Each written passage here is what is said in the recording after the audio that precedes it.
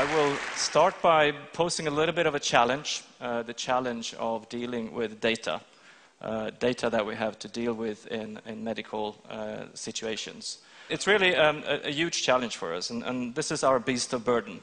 This is a computer tomography machine, a CT machine. It's a fantastic device. It uses X-rays, X-ray beams that are rotating very fast around the human body. It takes about 30 seconds to go through the whole machine, and it's generating enormous amounts of information that comes out of the machine. So this is a fantastic machine that we can use for improving healthcare, but as I said, it's also a challenge for us.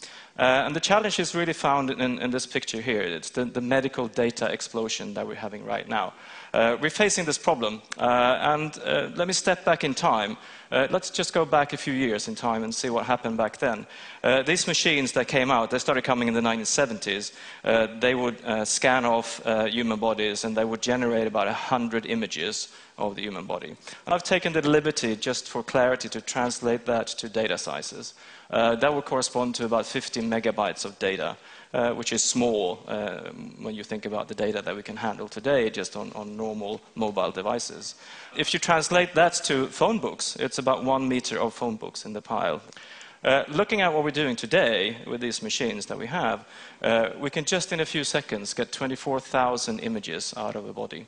And that will correspond to about 20 gigabytes of data, or 800 phone books. And the pile would then be 200 meters of phone books. What's about to happen, and we're seeing this at the beginning, a technology trend that's happening right now, is that we're starting to look at time-resolved situations as well. So we're getting the dynamics out of the body as well. And just assume that we will be collecting data during 5 seconds, and that will correspond to about 1 terabyte of data.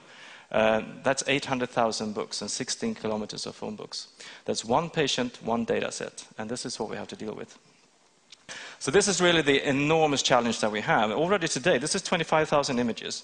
You know, imagine the days when we had radiologists doing this.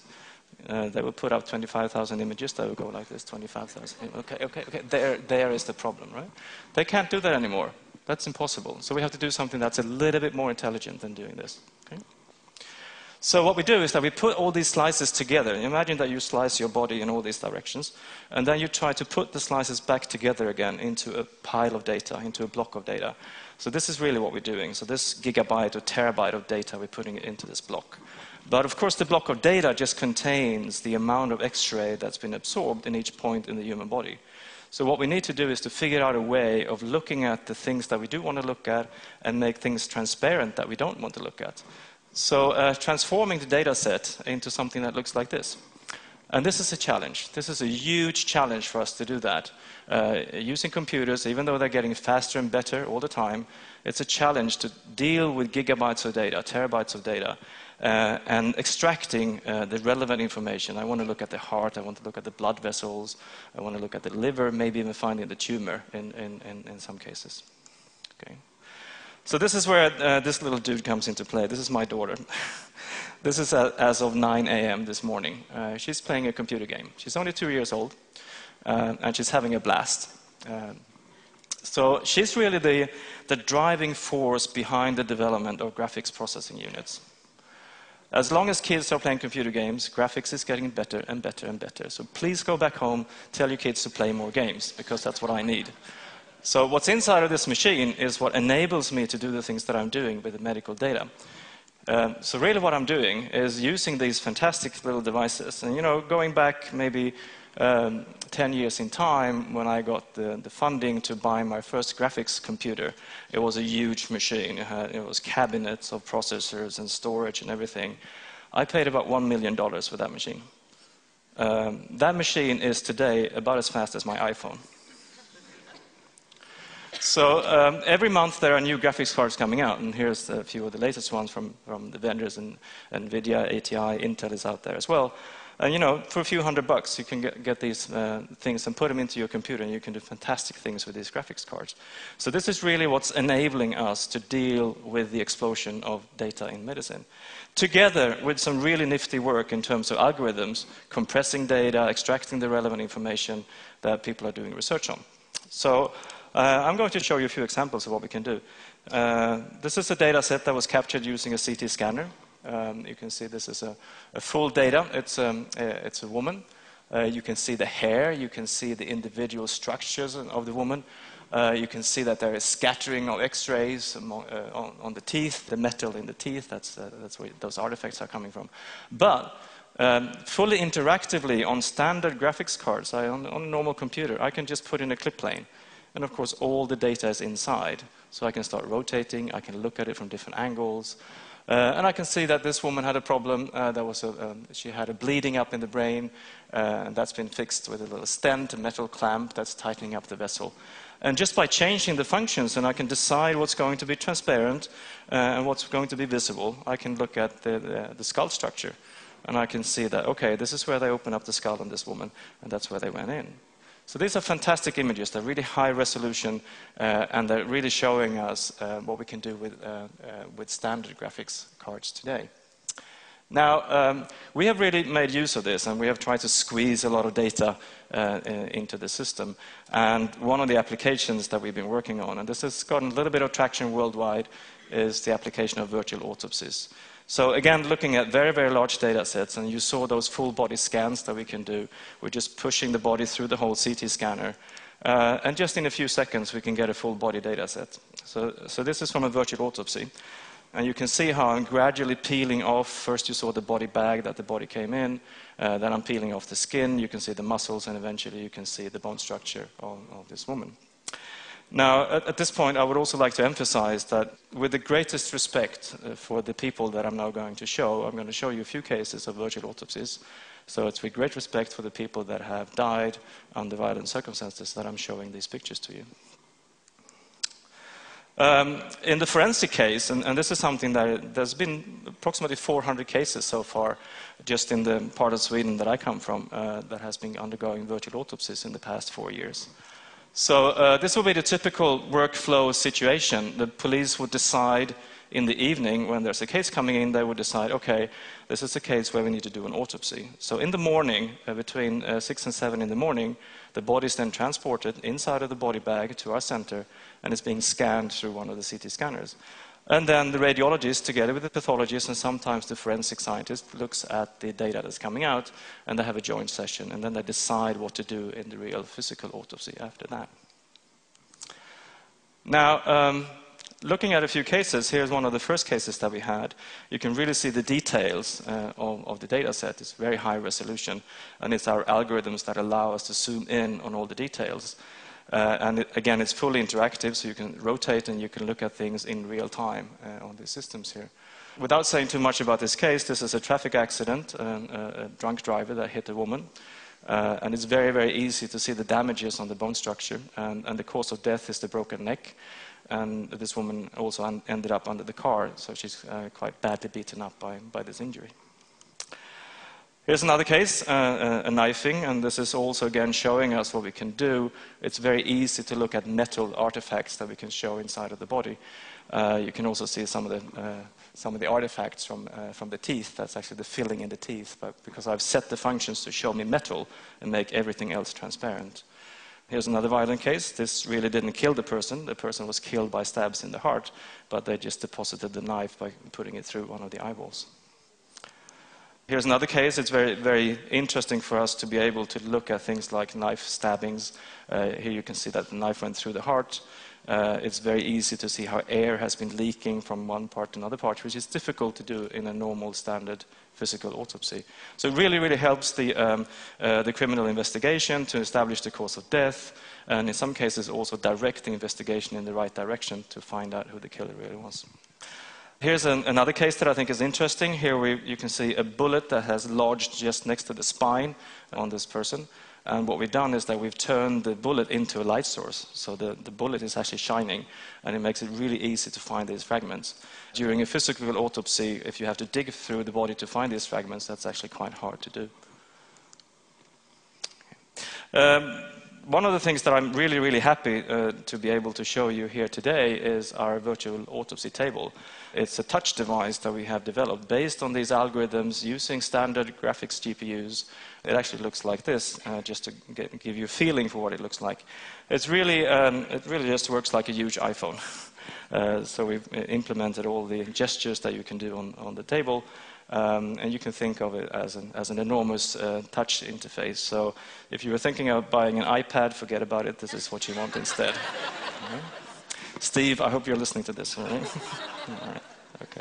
So it's a very nice little device. So if you have the opportunity, please try it out. It's really a hands-on experience. So it gained some traction, and we're trying to roll this out and trying to use it for educational purposes, but also perhaps in the future in a more clinical situation. There's a YouTube video that you can download and look at this if you want to convey the information to other people about virtual autopsies. Okay, now we're talking about touch. Let me move on to really touching data. And this is a bit of science fiction now. So we're moving into really the future. This is not really what the medical doctors are using right now, but I hope they will in the future. So what you're seeing on the left is a touch device. It's a little mechanical pen that has very, very fast step motors inside of the pen. So I can generate a force feedback. So when I virtually touch data, it will generate forces in the pen, so I get a feedback. Okay. So in this particular situation, it's a scan of a living person. I have this pen, and I look at the data, and I move the pen towards the head, and all of a sudden I feel resistance. Okay, so I can feel the skin. If I push a little bit harder, I'll go through the skin, and I can feel the bone structure inside. If I push even harder, I'll go through the bone structure, especially close to the ear, where the bone is very soft, and then I can feel the brain inside, and it's a bit slushy, like this.